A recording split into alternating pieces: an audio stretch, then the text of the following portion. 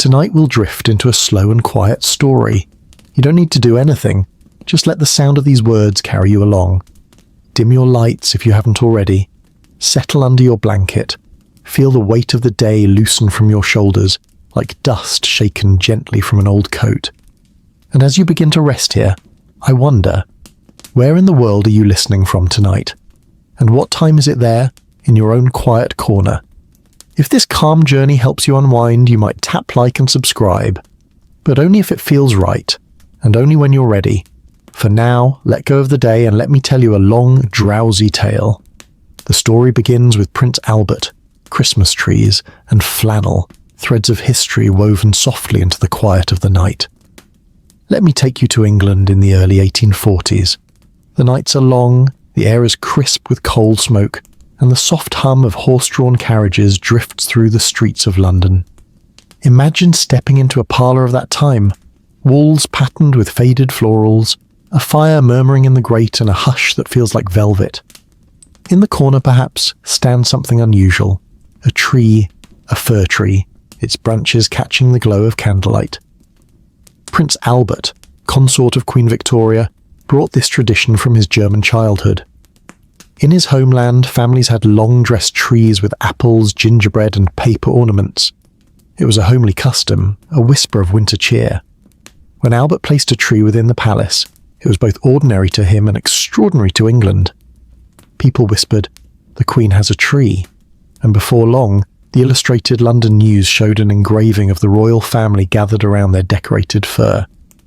Within a few years, the Christmas tree was no longer foreign. It was fashionable, desirable, a symbol of the season itself. Picture it with me. The rustle of gowns on wooden floors, the laughter of children pulling sugared almonds from the branches, the warmth of the fire deepening the scent of pine. You might almost hear the gentle crackle of resin in the flames, each spark like a tiny star. The room is cozy, the world outside softened by frost, and the tree, once strange, is now beloved. And then there was flannel. You might think of it as humble cloth, woven in Welsh mills, wrapped around the shoulders of shepherds. But Albert, with his steady taste for comfort and practicality, wore flannel beneath his hunting coats, favoured it for its warmth and softness. Soon, society followed. Suddenly, the same cloth that once smelled of sheepfolds found itself in parlours and drawing rooms. Royal endorsement turned rustic fabric into quiet fashion. Isn't it curious? A prince transforms a tree into a tradition and flannel into something refined, all without speeches or proclamations, simply by living as he pleased. History often turns not on battles, but on these softer pivots. A garment worn, a custom kept, a picture published. Now, as you drift here with me, imagine the glow of candles trembling on the tree. Imagine the hush of the palace corridors, the faint chill in the window glass, the safe weight of a woolen blanket over your knees. The story hums like the fire, low and steady, soothing enough to lull even restless thoughts. And if your eyes grow heavy, let them close, for the story will wait, carrying you into sleep. And so, with Albert's tree twinkling in our minds and flannel folded softly around our shoulders, we leave this first chapter behind, calm, quiet, and drowsy. Let your thoughts drift with the crackle of the fire and prepare to wander into the next tale. Close your eyes and let the glow of that Christmas tree fade into the distance. Imagine the soft scrape of chairs being pushed back, the fire dimming to a warm bed of embers. Now, let us drift through another doorway of time, toward a table spread with food, the kind of table where stories linger longer than the meal itself. It is the mid-19th century, and England hums with change. The Industrial Revolution has filled streets with the hiss of steam and the clatter of iron wheels. Yet in kitchens, in taverns, in quiet village homes, comfort food is still the true heartbeat of winter. Let me tell you about something simple, something sweet, the mince pie. Today you might think of a mince pie as sugary, filled with currants and spices, but once upon a time it was savoury, stuffed with minced meat, suet, and dried fruit together. Imagine biting into that. Parts sweet, parts salty, a little like eating a medieval Pop-Tart. The mix puzzled some, delighted others, and by the 1850s, recipes began leaning more toward fruit and sugar, leaving the meat behind. A slow transformation, guided by changing tastes, by sugar arriving cheaper through trade, and by the Victorian love of dessert. Picture the scene: a wooden tavern table scarred with knife marks from years of service. A candle sputters in a brass holder. The pie arrives on a pewter plate, its crust golden, its filling fragrant with nutmeg and clove. Outside, the wind rattles shutters, but here inside, warmth gathers in your chest with each bite. Isn't it wonderful how food can feel like a blanket woven from flour and spice? Albert himself enjoyed such traditions, though perhaps his taste leaned more toward hearty German fare. He might have preferred sausages rich and peppery, but he understood the English love of pies. Flannel sleeves rolled, laughter rising, the family nibbling together by the fire. It is not hard to picture him tasting a mince pie, nodding with quiet approval, and making the dish all the more respectable simply by partaking. Now, think of how traditions shift. The Christmas tree became English because Albert embraced it. Flannel grew stylish because he wore it. Mince pies turned sweet because society leaned towards sugar. Little choices, little tastes, and suddenly a whole culture tilts in a new direction. And here, in this quiet chapter, you and I sit at that tavern table tasting history in pastry form. The crust flakes, the filling lingers on the tongue, and the fire pops in the grate. The sound is steady, soothing like raindrops on a roof. Outside, frost paints the windows. Inside, a pie tells the story of centuries. And as we set down our forks, drowsy with warmth and spice, we let the tavern fade. The story softens like candlelight at the end of an evening. And now, let your mind wander further still, for the next tale is waiting, gentle and slow, just beyond this door. As the tavern door closes softly behind us, let us step into another corner of history. The air cools, our footsteps echo on cobblestone streets, and the hush of the night seems to carry us forward. Where shall we go now? Perhaps toward the comforting scent of warm drinks steaming in mugs that glow against the chill. Let me tell you about mulled wine. You know it today as a Christmas favourite. Red wine simmered with cinnamon, cloves, orange peel, perhaps a dash of brandy. But the tradition stretches back centuries, winding its way from Roman banquets to medieval feasts, and finally into Victorian parlours. By the 1800s, no winter gathering felt complete without a pot of spiced wine humming on the hearth. Picture this. It is December 1845. Snow drifts quietly outside Buckingham Palace. Inside, in a room heavy with velvet drapes, a silver pot rests on the fire. The wine bubbles gently, carrying with it a fragrance of citrus and spice. Prince Albert, ever fond of German traditions, smiles as he pours the steaming drink into delicate cups. Queen Victoria raises hers, inhaling the warmth, and the children giggle at the strange tickle of cloves against their tongues. Can you feel it? The steam rising, misting your cheeks, the heat of the mug against your palms seeping slowly into your skin. The taste rich and sweet, like the closest thing the Victorians had to a hot pocket for the soul. Each sip was more than refreshment. It was a small shield against the long winter, a promise that warmth could be poured, shared, savoured. And in that way, mulled wine became a quiet companion to the Christmas tree and flannel. The tree brought beauty, the fabric brought comfort, and the drink brought a glow that spread from chest to fingertips. These little details, simple yet powerful, shaped the season into something deeper than celebration, something almost like a lullaby. Isn't it odd how flavours become memory? A whiff of cinnamon might carry you back to childhood kitchens. A sip of warm wine might place you, just for a moment, in a Victorian parlour, listening to the crackle of logs. History lives not only in books, but in our senses, waiting to be awakened. So, let us linger with our mugs, steam rising, voices hushed.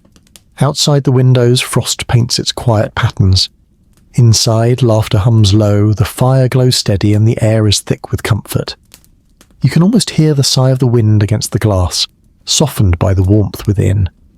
And as our cups empty, and our eyelids grow heavier, we set them aside.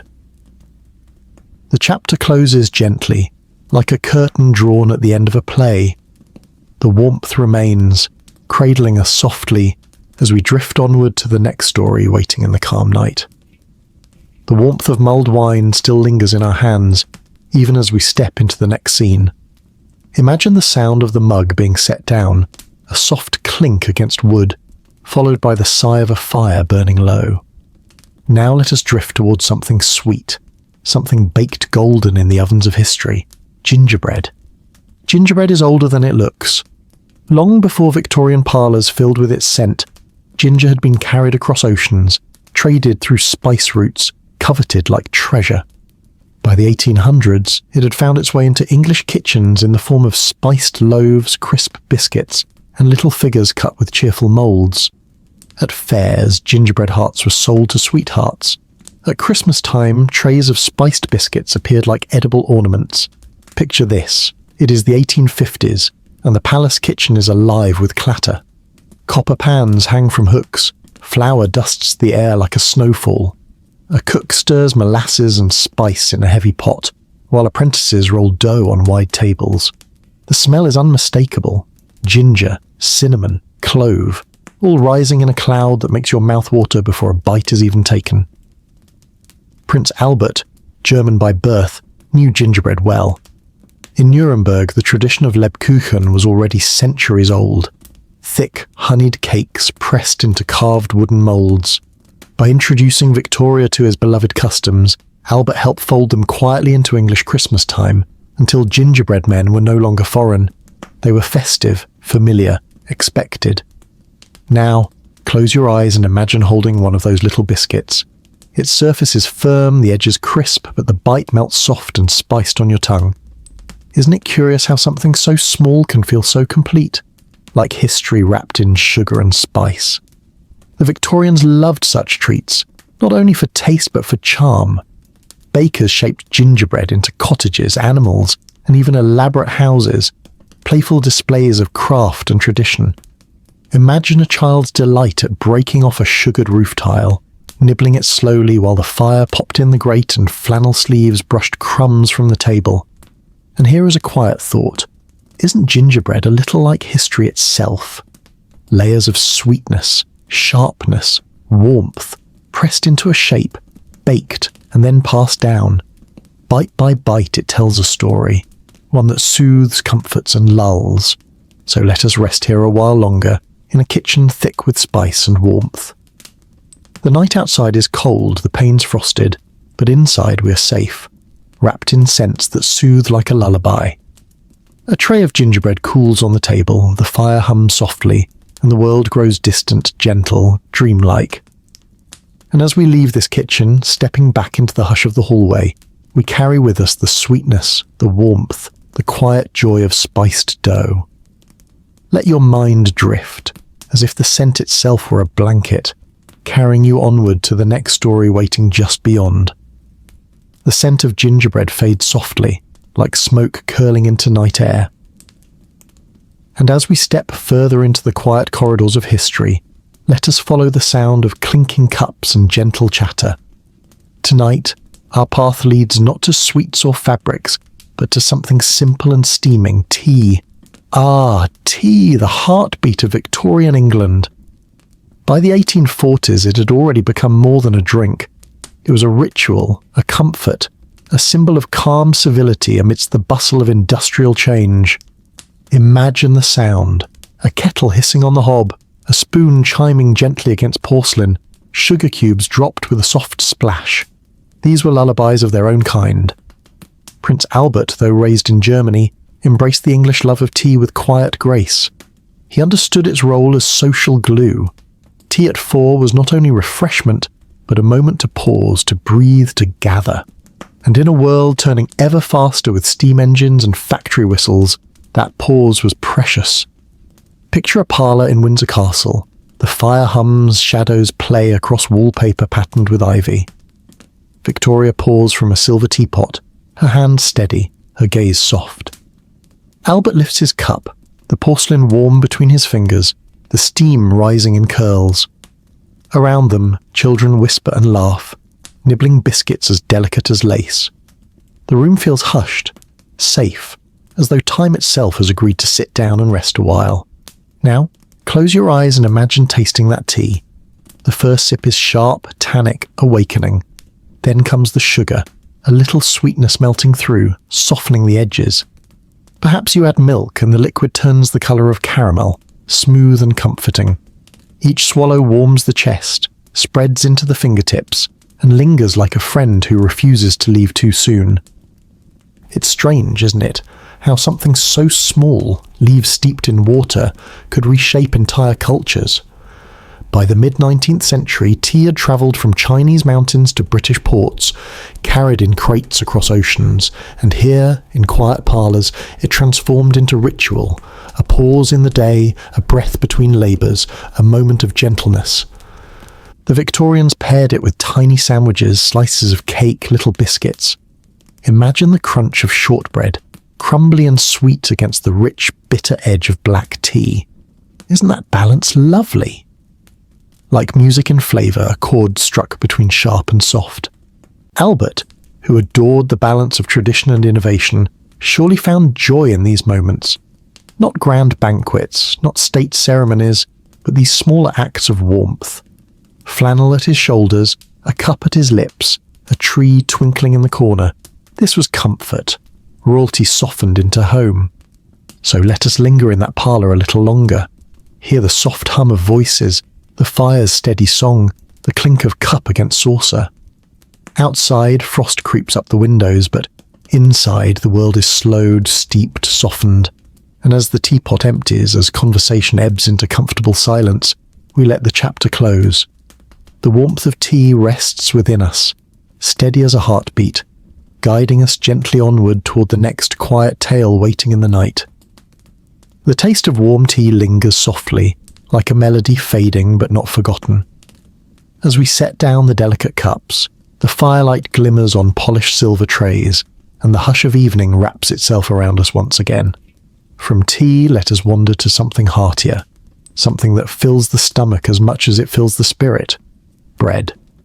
Bread, the simplest of foods, yet one of the oldest companions of humankind. By the time of Prince Albert and Queen Victoria, bread was not merely nourishment, it was symbolism, sustenance, even politics. The staff of life, people called it, and indeed it was.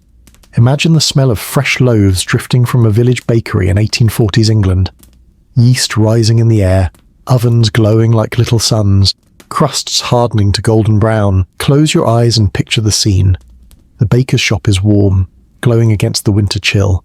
Wooden shelves sag with rounds of bread. Cottage loaves, crusty bloomers, soft buns brushed with milk. A boy tugs at his mother's sleeve, eager for a heel of warm bread to nibble on the walk home. Coins clink on the counter, and behind it, the baker wipes his flannel sleeve across a flour-dusted brow. Albert, practical as ever, cared deeply for food security in Britain. The 1840s were marked by hardship. The Irish famine, poor harvests, the corn laws that made bread more expensive than it should have been. Bread so simple was at the centre of debates, reforms and struggles, and yet in quiet homes its meaning remained steady. A loaf on the table was hope, safety, family. Now imagine breaking a loaf apart. The crust crackles, flakes falling onto the cloth. The inside is soft, steaming, airy. You spread butter across it and watch it melt instantly, seeping into every pore. The bite is both chewy and tender, salty and sweet. Isn't it strange how something so ordinary can feel like a small miracle? In Victoria's reign, bread appeared at every level of society, from palace tables stacked with fine white loaves to humble cottages where coarse brown bread was shared with cabbage soup. Flannel or silk, rich or poor, everyone knew the comfort of bread. It was a common thread binding lives across class and distance. Albert may not have made bread fashionable like he did Christmas trees or flannel, but his influence lingered in subtler ways. His concern for agriculture, for the well-being of the people, made the loaf not just a food, but a reminder that rulers too must break bread with their subjects, a simple act yet filled with meaning. Now, as you drift with me through this bakery of the past, listen to the gentle rhythm, the thud of kneaded dough on a wooden table, the faint whistle of steam escaping the oven, the chatter of townsfolk exchanging coins for loaves. Outside, the streets are cold, horses stamping their hooves in the frost. Inside, warmth radiates, and bread waits patiently to soothe the hunger of another day. And as we step away, a loaf tucked under the arm, the chapter closes softly. Bread remains with us, its smell, its taste, its promise of comfort. And so, with that gentle sustenance in our thoughts, we drift onward to the next story, calm and steady as a rising loaf in the quiet of night. The warmth of bread still clings to our memory, the scent of crust and butter trailing behind us as we wander deeper into the gentle halls of history. Let us step now towards something sweeter, more indulgent, something that the Victorians adored almost as much as their tea: chocolate. Ah, chocolate. Today we think of glossy bars and silky truffles, but in the mid-1800s it was still finding its form. Before Albert's time, chocolate was mostly a drink. Dark, thick, spiced with cinnamon or chili. By the Victorian era, thanks to innovations by men like Joseph Fry, the first solid chocolate bars began to appear. Imagine the wonder of biting into a block of chocolate for the first time. Rich, bittersweet, melting slowly on the tongue. Close your eyes and picture a drawing room in Windsor Castle, perhaps around 1850. A tray is brought in, silver gleaming. Upon it, delicate cups of hot chocolate are served, steam curling upward like ribbons. The drink is thick, almost velvety, and as Albert lifts his cup, the children lean forward, eager for their share. The fire hums in the hearth, the night presses against the windows, and inside the palace the taste of cacao becomes comfort. Isn't it strange to think how exotic chocolate once seemed? Beans travelling from far-off colonies, pressed and ground into a powder, transformed into luxury. To sip it was to taste the world, to feel the distant tropics on your tongue even as frost glazed the panes of your English home. Now imagine holding a square of early Fry's chocolate in your hand. The edges are rough, the texture less smooth than what we know today. You bite and it cracks gently, then softens as the warmth of your mouth takes over. Sweetness lingers, bitterness balances, and soon all that remains is a satisfied sigh, like a secret tucked in your pocket. Albert and Victoria encouraged such modern treats, weaving them quietly into family life. Their Christmas tables often carried sweets, chocolates nestled among candied fruits and nuts.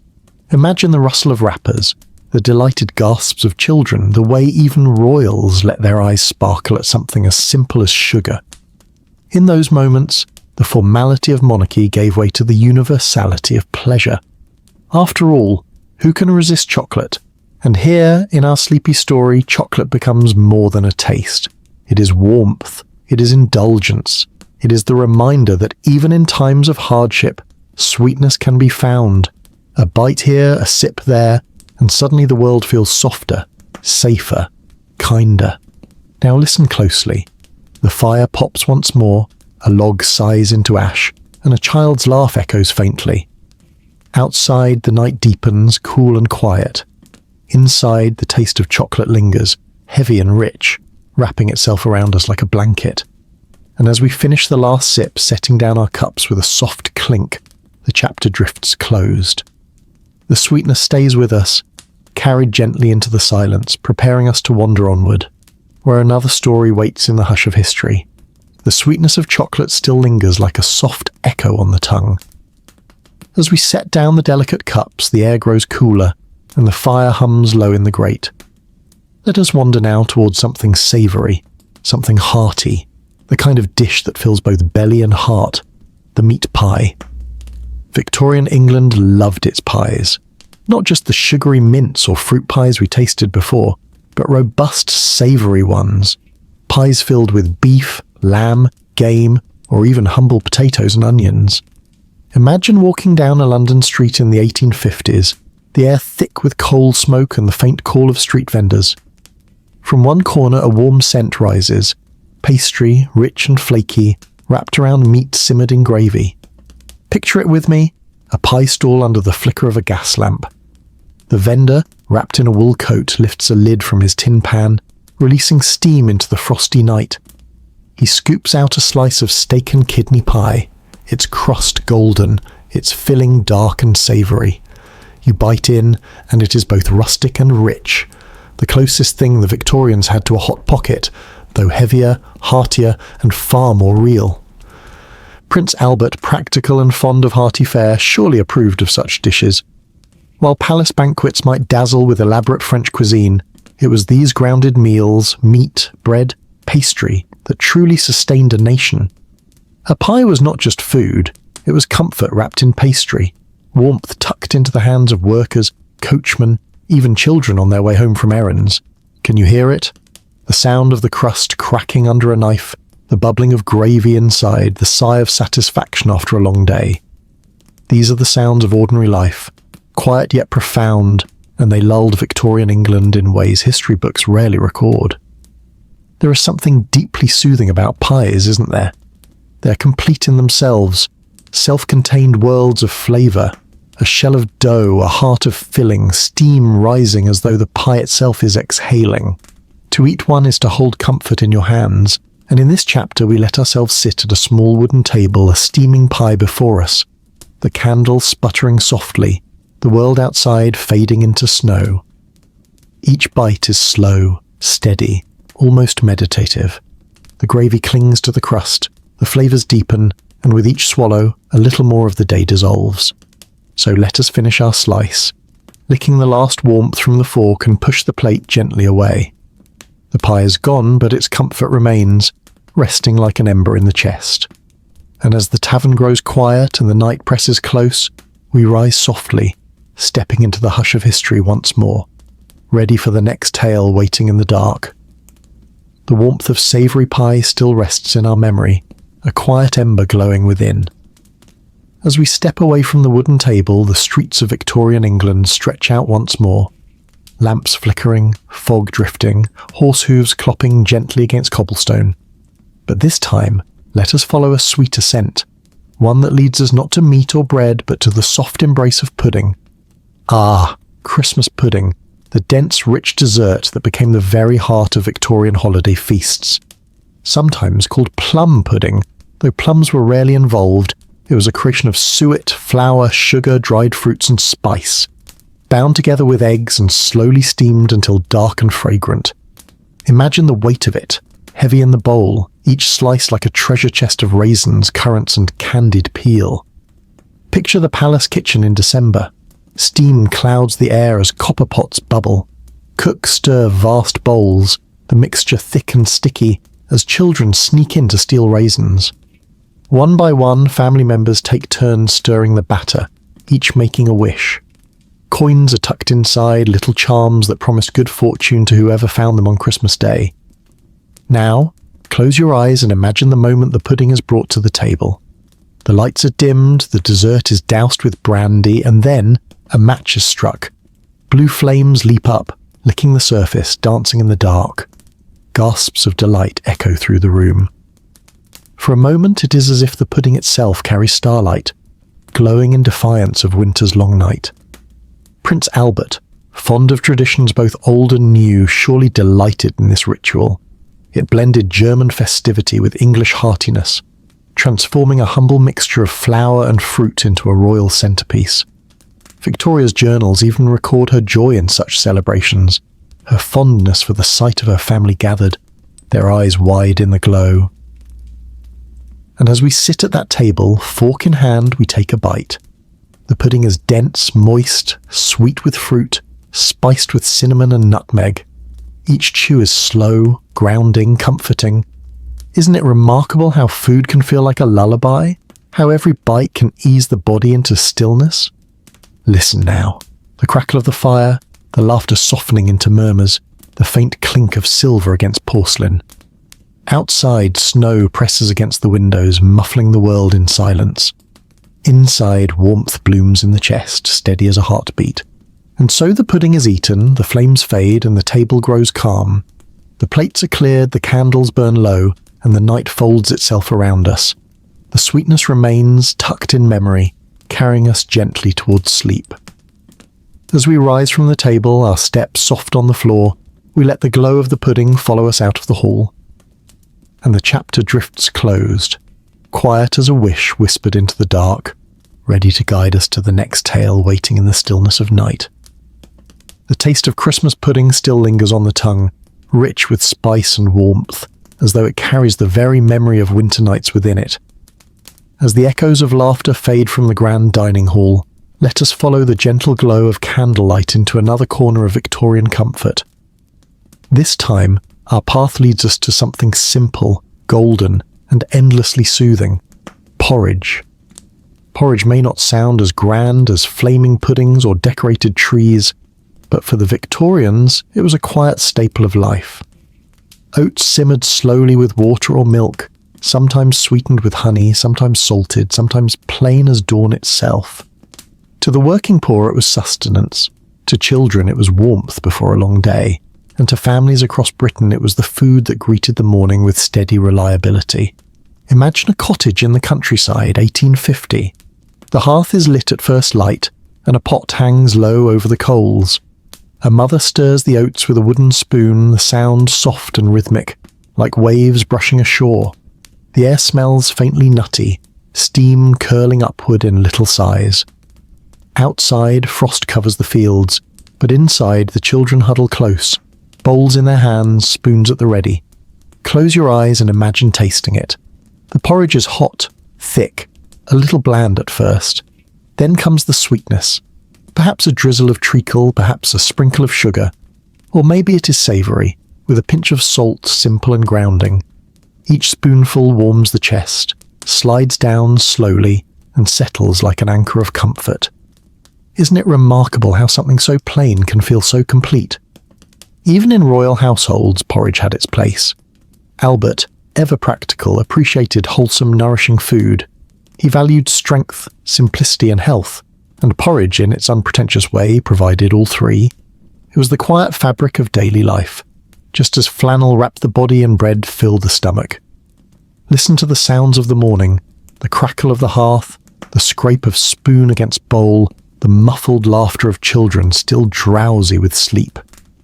These are not the grand sounds of history, but the gentle ones, the sounds that carry us into calm, that remind us of safety.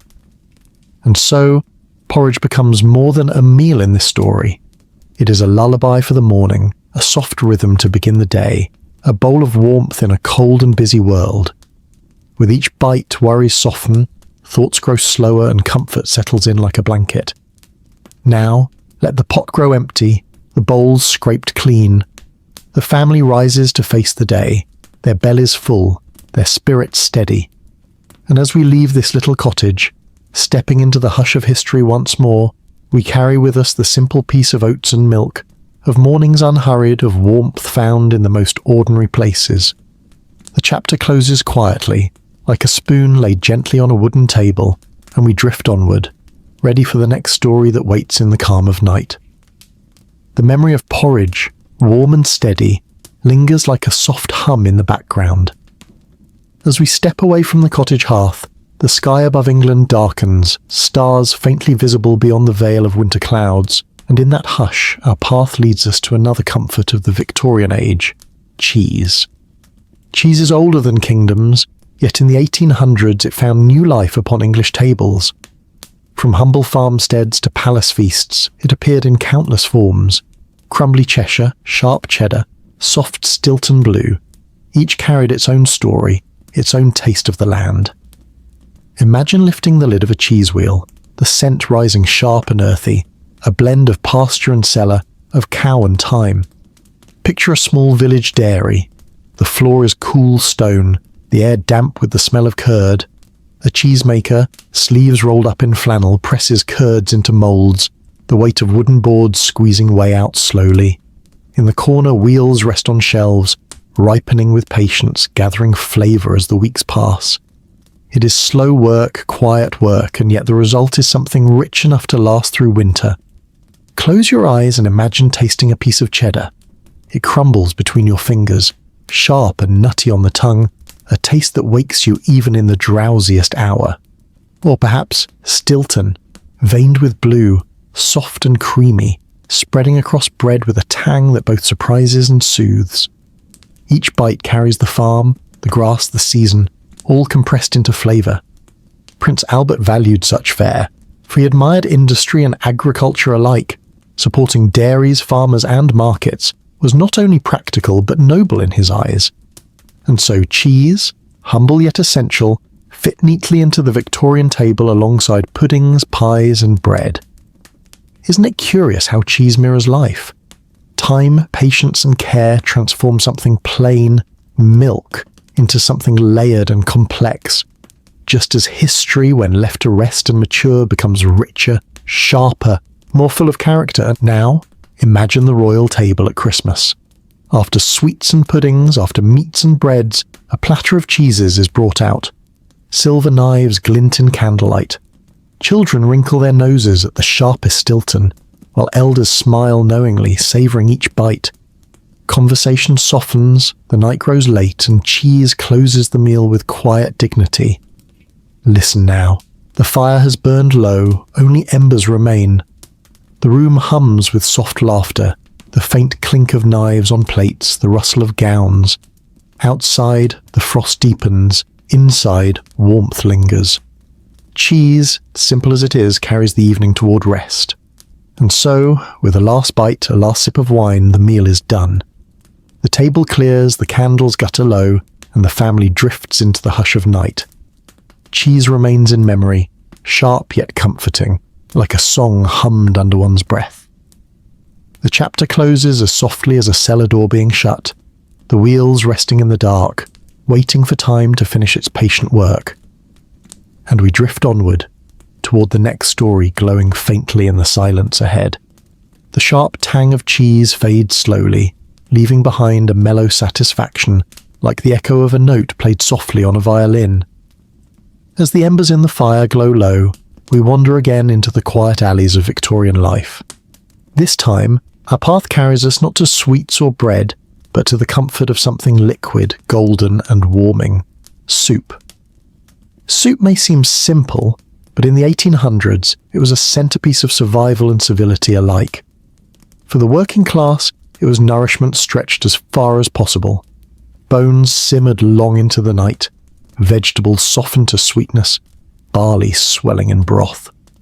For the wealthy, it was refinement, served in porcelain bowls, laced with cream or wine, sipped with silver spoons. Two worlds, one comfort. Close your eyes and imagine a pot simmering on a hearth. The bubbles rise lazily, breaking with a soft sigh. The air is thick with the scent of onions, carrots, and herbs. A wooden ladle stirs slowly, the rhythm steady, hypnotic. Each stir is a promise. Warmth will come, hunger will fade, peace will follow. Picture too the grand halls of Windsor Castle, where soup arrived at the table as consommé, clear, shimmering, delicate. Perhaps Prince Albert lifted his spoon carefully, appreciating the balance of flavour, the craft required to make something so transparent yet so full of taste.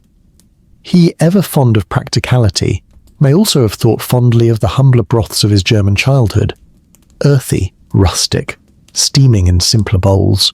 Isn't it curious how soup speaks two languages at once? One of elegance, one of necessity. At its core, it is just water made rich by time, and yet with patience, it becomes something soothing enough to calm a restless night, filling enough to carry one through the cold. Now, imagine tasting a spoonful. The broth touches the lips, warm and savoury. It spreads through the chest like a gentle fire, loosening the tension in shoulders, easing thoughts that once ran too quickly. Each sip is slow, each swallow grounding. Soon the bowl is empty, but the comfort remains. Listen closely. The bubbling pot, the soft scrape of ladle against iron, the faint hum of wind pressing against the window. These sounds, ordinary and small, form the lullaby of a home. A song not of grandeur, but of gentleness, the kind that lulls even the busiest heart into rest. And so, soup joins our tale of flannel and furs, puddings and pies. It reminds us that comfort does not always come dressed in finery. Sometimes it waits in a simple bowl, steam curling upward like a whispered prayer. As we set down the spoon, the fire dwindles further, and the night folds itself around us once more. The warmth of soup lingers in the chest, guiding us softly onward. The chapter closes with a hush, like the lid of the pot being lowered gently into place. And we drift forward, ready for the next story that glimmers faintly ahead. The steam of soup fades gently, curling into memory, like a soft cloud dissolving in the night sky. Our path through Victorian comfort continues, and now we come to a treat that crunches and crumbles, a small delight that pairs perfectly with tea and quiet evenings, the biscuit. Ah, biscuits. What a simple yet beloved creation. By the 1800s, Britain was already deep in love with them. Some were plain, meant for dipping into tea, while others were sweet, decorated or spiced. Companies like Huntley and Palmer's rose in these years, turning biscuits into not only a household staple but an industry of pride. Close your eyes and imagine the sound. A tin of biscuits being opened, the lid lifting with a faint metallic ring. Inside, neat rows of golden treats wait, each crisp, each promising that satisfying snap. You pick one up. It feels firm, cool against the fingers. Then comes the bite. A crunch, a crumble, and a sweetness that lingers lightly, not too heavy, just enough to coax a smile. Picture a Victorian drawing room. The fire is steady, a pot of tea stands ready, and on the table a plate of biscuits gleams in the lamplight. Queen Victoria herself was fond of tea-time biscuits, and Albert surely shared in the custom. Imagine the royal children reaching for them with eager hands, the rustle of their flannel sleeves brushing the tablecloth, the muffled laughter as crumbs fall unnoticed. Isn't it curious how biscuits became more than food? They became ritual. A tin of biscuits offered hospitality. A plate shared during a visit meant friendship. A simple shortbread or ginger snap was not just sweetness but a gesture. Quiet, kind, everyday diplomacy. Think of the varieties. Shortbread, buttery and rich, melting almost before you swallow. Digestives, hearty and grainy, grounding with their earthy taste. Jam-filled biscuits, bright with fruity centres, like tiny stained glass windows you could eat. Each one its own character, yet all sharing the same role. To comfort, to please, to pause the day with a little joy. Listen now. The clink of porcelain as a cup is set down, the faint snap of a biscuit breaking, the fire murmuring softly in the grate. These are the sounds of Victorian evenings, of calm moments woven into otherwise busy lives. The biscuit was not grand, not flashy, yet it fit perfectly into the rhythm of life, like the quiet drumbeat of a lullaby. And as we sit with our tea, biscuit in hand, the world outside grows dimmer, softer. Snow gathers in silence, wind brushes the windows, but inside there is only warmth, sweetness, and ease. A final bite, a last crumb brushed gently away, and the chapter closes with the calm of a satisfied sigh. We leave the drawing room now, stepping softly into the next story, carrying with us the crisp memory of biscuits and the gentle peace they always bring. The soft crunch of biscuits fades from our memory, leaving behind only the warmth of tea and the quiet glow of a fire. And now, in the hush of the Victorian evening, let us drift toward another small delight, one that brightened parlours and delighted children, candied fruit. Candied fruit was more than a treat, it was a marvel. Imagine an orange peel, once bitter, simmered slowly in sugar until translucent, glowing like amber in the lamplight, or cherries soaked in syrup until they gleamed like tiny rubies in a glass jar. By the 19th century, these sugared jewels had become staples of holiday feasts, tucked into puddings, cakes, or served alone as treasures on silver trays. Picture it with me, a tray of candied fruit set upon a palace table. The colours shine against the white cloth. Green citron, golden pineapple, scarlet cherries. Queen Victoria lifts one delicately, while Albert watches with his steady smile. Around them, the children reach with eager fingers, each piece sticky, sweet and gleaming. In that moment, the candied fruit is not just food, it is festivity itself. Close your eyes and imagine tasting one. The first bite is chewy, almost firm, but soon sweetness floods the tongue. Orange peel, once sharp, is softened by sugar, leaving only a warm citrus glow. A cherry bursts with syrupy richness, its sweetness so bold it borders on playful. Each piece is both fruit and candy, nature transformed by patience and sugar into something lasting, something timeless. Isn't it curious how sugar turned the ordinary into luxury? In a world where fresh fruit was scarce in winter, candied fruit carried sunshine into the coldest months. It was as if summer itself had been preserved, wrapped in sweetness, waiting to be unwrapped by firelight. Listen closely. The faint rustle of paper as the fruit is unwrapped. the sticky sound of fingers touching sugared skins, the soft laughter of children with sugared lips. These are not loud moments, but tender ones, the sounds of joy folded into quiet evenings. Albert, ever mindful of tradition and family, surely cherished such treats not only for their taste but for what they represented: togetherness, festivity, the small joys that turn a house into a home. Like the Christmas tree, like flannel, candied fruit stitched itself into the fabric of Victorian celebration. And as we set aside the tray, fingers sticky, hearts light, we let the sweetness linger.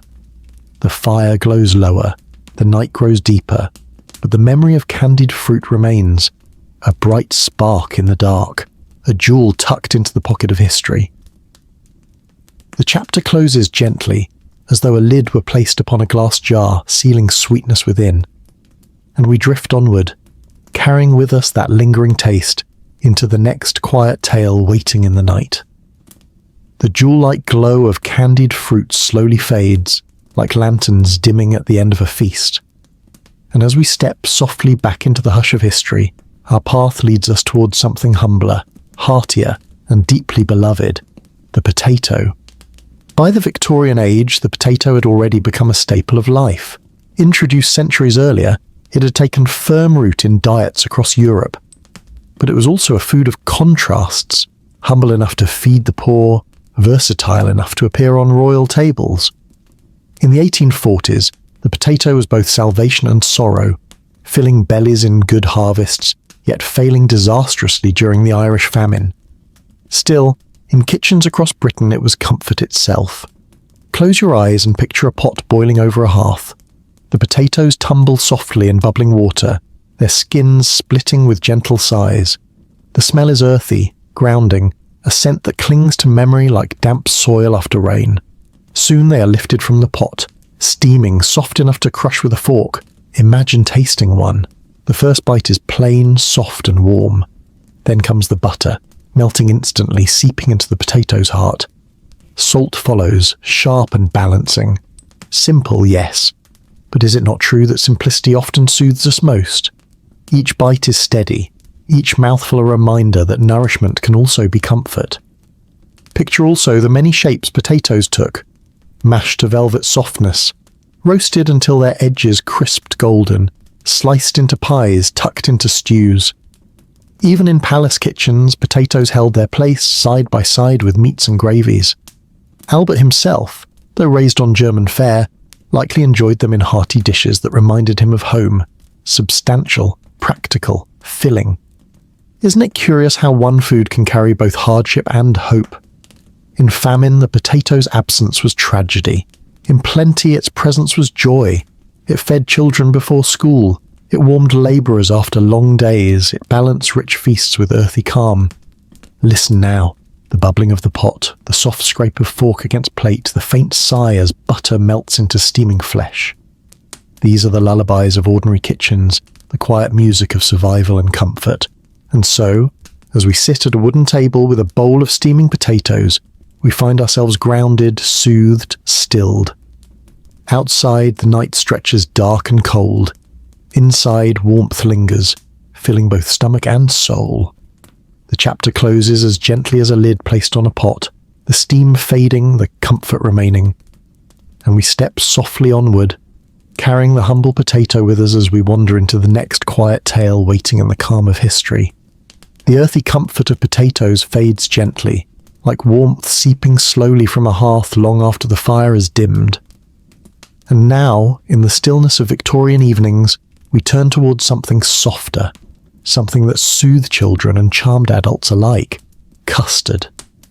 Custard, in its essence, is simple. Milk thickened with eggs, sweetened with sugar, sometimes flavoured with vanilla or nutmeg. But simplicity does not mean plainness. In Victorian kitchens, custard appeared often, poured over puddings, baked into tarts, or set in delicate cups as a dessert of its own.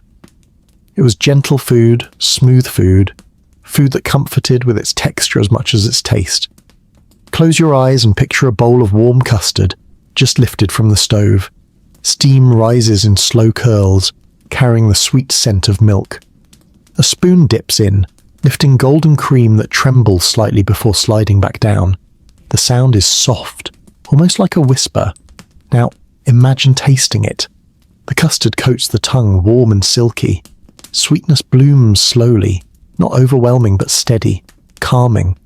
A hint of nutmeg tickles the senses, leaving a faint spice that lingers as you swallow. Each bite is soothing, each spoonful feels like a lullaby for the body. Isn't it remarkable how texture alone can comfort as much as flavour? Picture too the palace table. After a feast of meats and breads, after puddings and pies, custard might be brought out in small porcelain dishes. Children with eager hands scoop quickly, while Albert and Victoria exchange quiet smiles.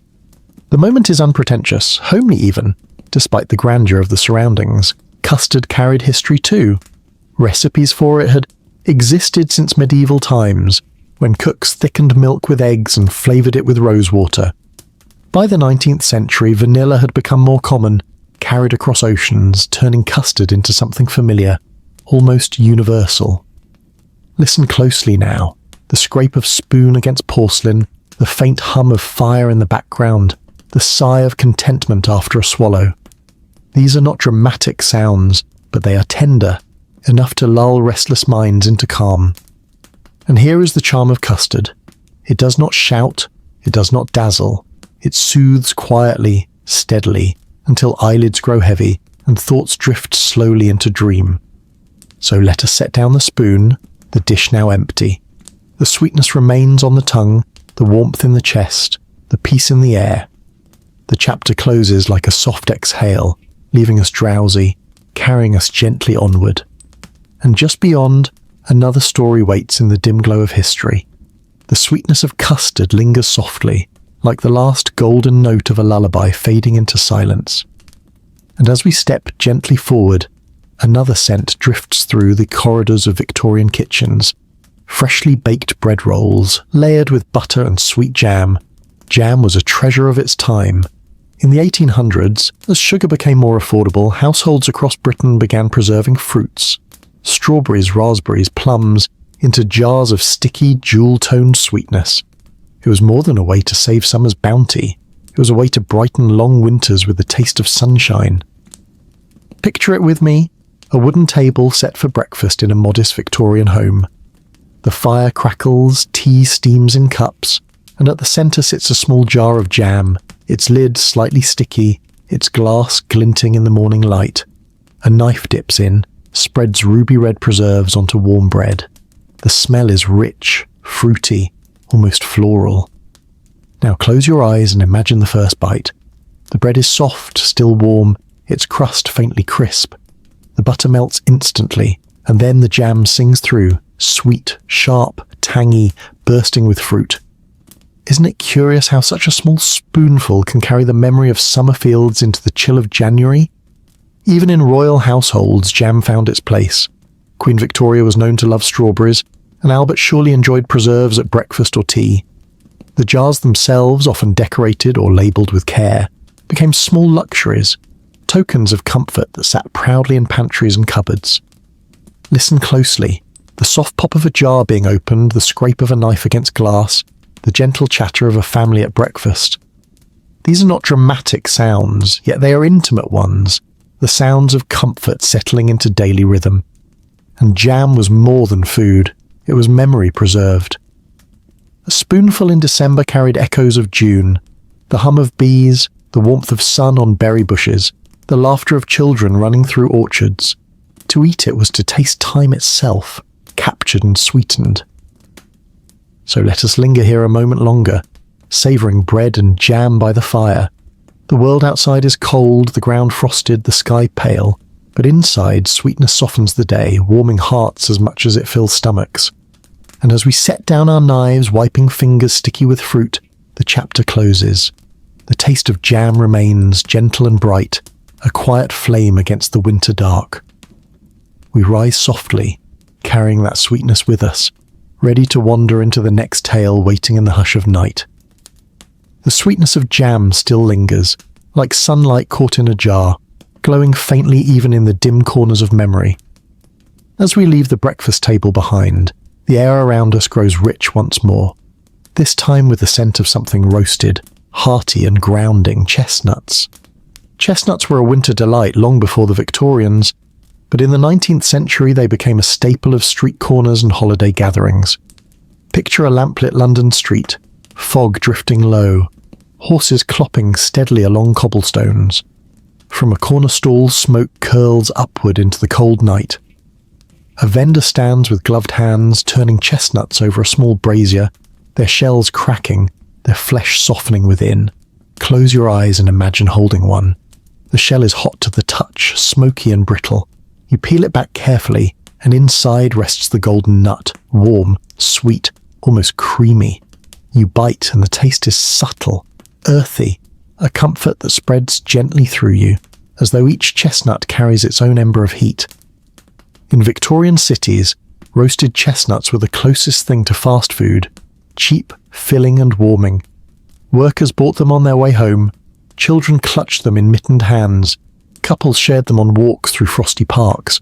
They were humble, ordinary, and yet so deeply tied to the feeling of winter that even songs would later sing of them roasting on an open fire. And of course, in royal households too, chestnuts appeared, roasted candied, or folded into rich stuffing for feasts. Albert, with his fondness for hearty traditions, surely appreciated their simple comfort. They were the kind of food that bridged classes, street snack and banquet dish, ember and elegance all at once. Listen closely now. The hiss of shells splitting, the faint crackle as nuts tumble in the pan, the chatter of voices muffled by scarves. These are sounds not of grandeur but of daily life, soft enough to lull us as we walk through the quiet streets of memory. Isn't it curious how chestnuts feel both rustic and romantic? A snack for a cold night, a gift of warmth in the palm, a little treasure that turns a street corner into a feast. Each nut, peeled and eaten, was a reminder that even the simplest things could bring joy. So let us linger here a little longer, standing by the brazier, hands warmed by the fire, mouths sweetened by chestnuts. Around us the city hums softly, lamps glow, wheels creak, boots echo on stone. But within this circle of heat we're safe, soothed, stilled. And as the last nut is eaten, as the brazier's fire dwindles low, we step back into the quiet night. The taste of chestnuts, gentle and grounding, follows us onward, guiding us into the next chapter of calm history.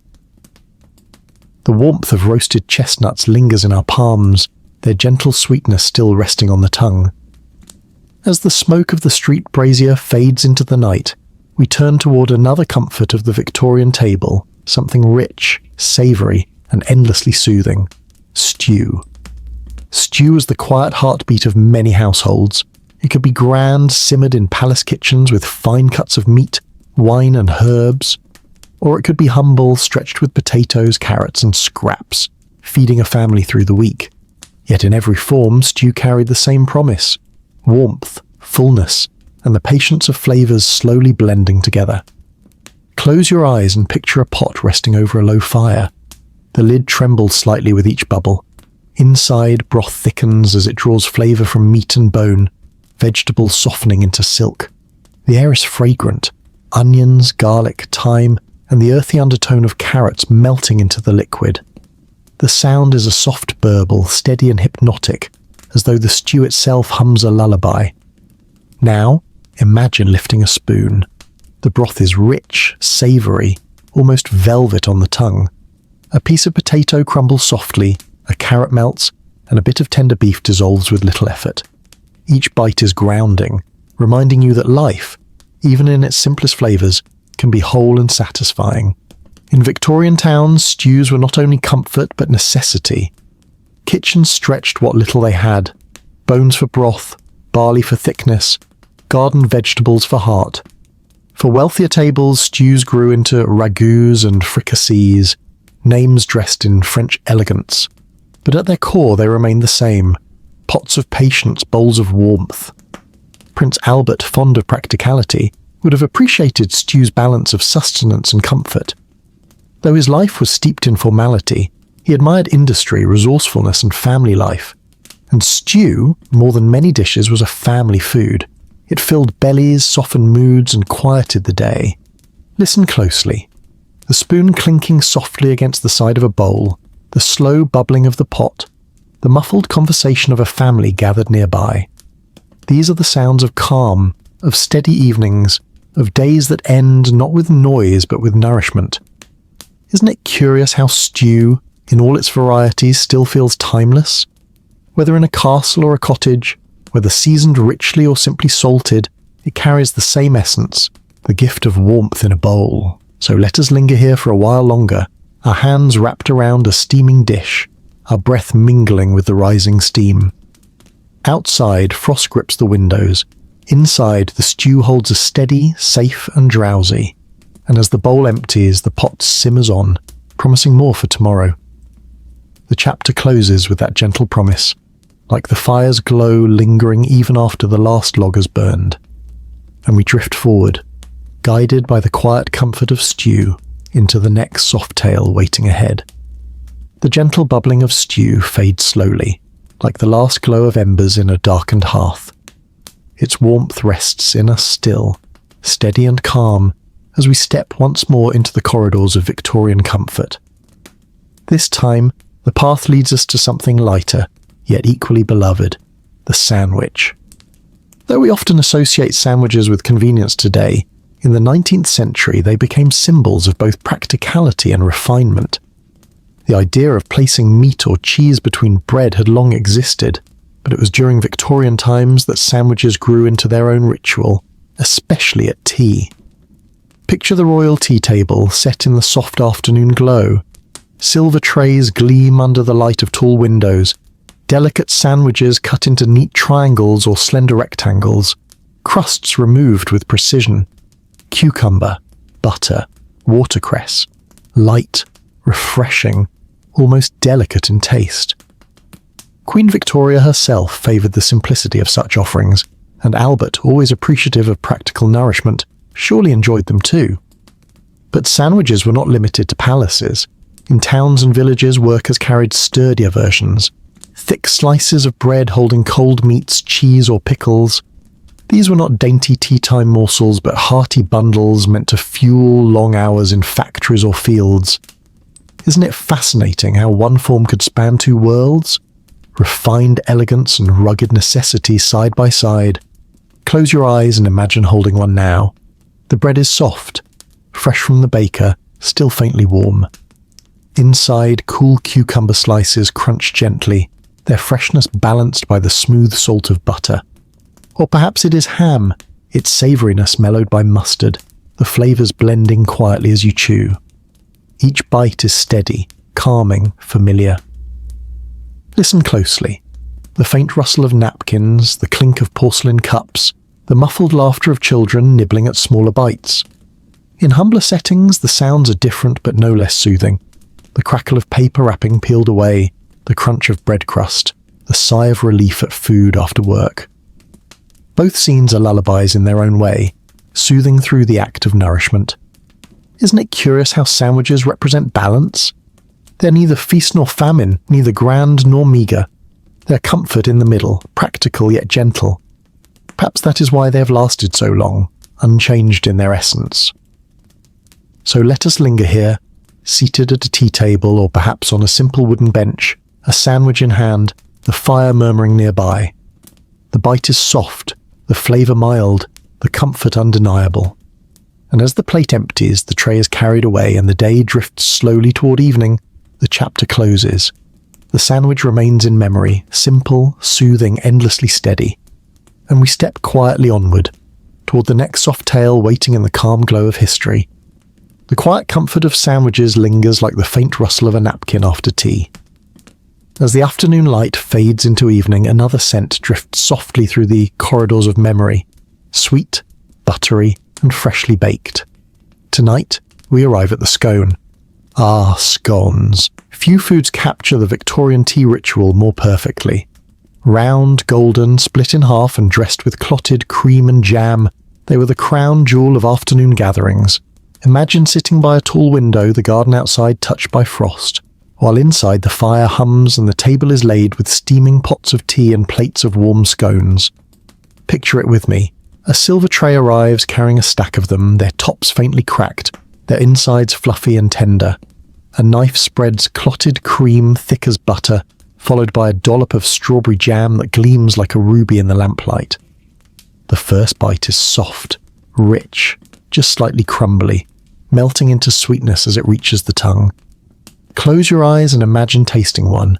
The cream is cool and velvety, the jam bright and sharp, the scone itself warm and grounding. Isn't it remarkable how three simple elements can come together to form something so perfectly balanced? Sweet and creamy, light and filling, a harmony of comfort. In Victorian England, scones were not only food but ritual. Afternoon tea, introduced earlier in the century by the Duchess of Bedford, became a cherished pause in the day, a moment of elegance, rest and conversation. And scones, in their gentle perfection, were at the centre of it. Albert and Victoria, fond of tea themselves, surely enjoyed this ritual, their children perhaps sneaking extra dollops of jam when they thought no one was looking. Listen closely. The scrape of a knife through cream, the clink of a spoon against a jam jar, the laughter of friends gathered in a circle, voices softened by warmth and civility. These are the sounds of calm, of connection, of the quiet joys that transform ordinary afternoons into treasured moments. Scones carried with them more than taste. They carried hospitality. To offer one was to open your home, to share warmth, to make a guest feel welcome. And isn't that what comfort truly is? Not grand gestures, but small ones. A plate on the table, a scone in hand, a smile across the room. So let us sit here a little longer, the fire glowing low, the sky outside slipping into dusk. The scones are warm, the tea is fragrant, and the company is gentle. With each bite, the world feels softer, slower, kinder. And as the last crumb is brushed from the plate, the tray is carried away and the evening deepens. The chapter closes quietly, like a curtain drawn across the day. Yet the taste of scones remains, resting softly in memory, guiding us toward the next calm tale waiting in the hush of night. The softness of scones lingers, like a faint sweetness at the corner of the lips. The fire hums low, the sky beyond the window deepens to velvet, and in the stillness another comfort beckons us forward: rice pudding. Rice pudding, humble and beloved, was a dish that stretched across centuries and classes. For the poor, it was a filling way to make use of rice, milk, and a bit of sugar. For the wealthy, it could be perfumed with nutmeg, cinnamon, even a hint of rosewater. In every form, it was warmth in a bowl, simple yet soothing. Close your eyes and imagine a pot simmering gently on the hob. The milk bubbles thickly, rice swelling soft within it, sugar dissolving into sweetness. A spoon stirs slowly, scraping the bottom of the pot in a steady rhythm. The air is fragrant with cream and spice, and the sound of bubbling is as soft and constant as a lullaby. Now imagine lifting a spoonful. The pudding is thick, tender, each grain melting into the next. A sprinkle of nutmeg perfumes it faintly, each bite warm, sweet, grounding. Isn't it remarkable how such a modest dish can feel like a blanket for the soul? Picture it at a Victorian family table. Children gather eagerly, their spoons clinking against bowls. A serving dish is passed, steam rising from it in soft clouds. Even in royal households, rice pudding appeared, though perhaps more refined, served in porcelain, dusted with spice, perhaps brightened with candied peel, and Albert, practical and fond of nourishing fare, would surely have found comfort in its steady simplicity. Listen closely. The scrape of spoon through thick pudding, the muffled giggles of children, the quiet crackle of fire nearby. These are not dramatic sounds, but they are intimate ones, filling a room not with grandeur but with calm. Rice pudding carried something more too: patience. It required time to simmer, time to thicken, time for flavours to soften and blend. It was not hurried food, it was food that asked you to wait, and in return it gave you peace. So let us linger here, bowl in hand, savouring spoonful after spoonful. The night outside is cold, but within these walls warmth spreads through every bite, slow and steady. And as the bowls empty, as spoons rest quietly against porcelain rims, the chapter closes. The pudding remains in memory, gentle, sweet, and patient, guiding us softly onward to the next story resting in the stillness of history. The sweetness of rice pudding lingers like the echo of a lullaby, soft and steady in the chest. As the bowls are set aside and the fire hums low, let us drift into another corner of Victorian comfort. Eggs. Yes, eggs. Simple, oval, ordinary. And yet in the 1800s they were far more than just breakfast. Eggs were nourishment, versatility, and even a symbol of celebration. They appeared boiled at humble cottage tables, poached in delicate palace dishes, and painted or sugared at Easter with delight. Picture a quiet Victorian kitchen at dawn. The light is pale, filtering through frosted glass. A pot simmers gently, and inside rest eggs, their shells trembling slightly in the heat. The smell is faint, earthy, familiar. A spoon lifts one out, cracks it softly against the rim, and peels away the shell to reveal a smooth, warm oval. A pinch of salt, a dab of butter, and the first bite is taken. Close your eyes and taste it. The white is tender, mild, the yolk creamy and rich, spreading warmth through the mouth. Nothing elaborate, nothing loud, just the quiet comfort of a food so simple it feels eternal. Isn't it remarkable how eggs so small carry such fullness?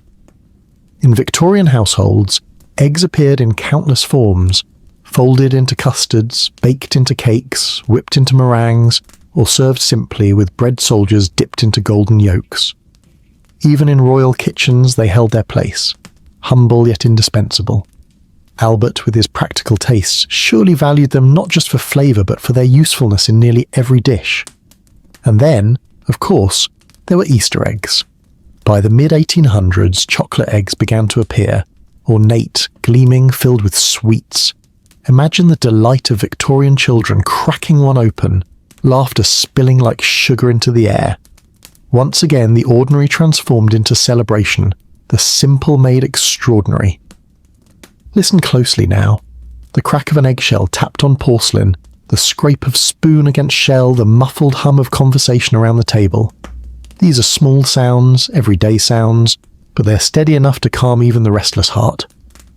Eggs, like so many of our stories, remind us that comfort is not always grand. Sometimes it fits in the palm of your hand, wrapped in a fragile shell waiting to be opened with care. So let us linger here a little longer. A warm egg resting in our hands, the fire glowing low, the morning slowly brightening. Each bite is calm, each swallow steady, each moment grounding us further in stillness. And as the last shell is set aside, as the table clears, the chapter closes softly, like a hen settling into straw. The warmth remains, gentle and quiet, carrying us toward the final story waiting in this calm journey. The soft crack of eggshells fades into memory, leaving us with a sense of calm so steady it feels like the hush of dawn itself.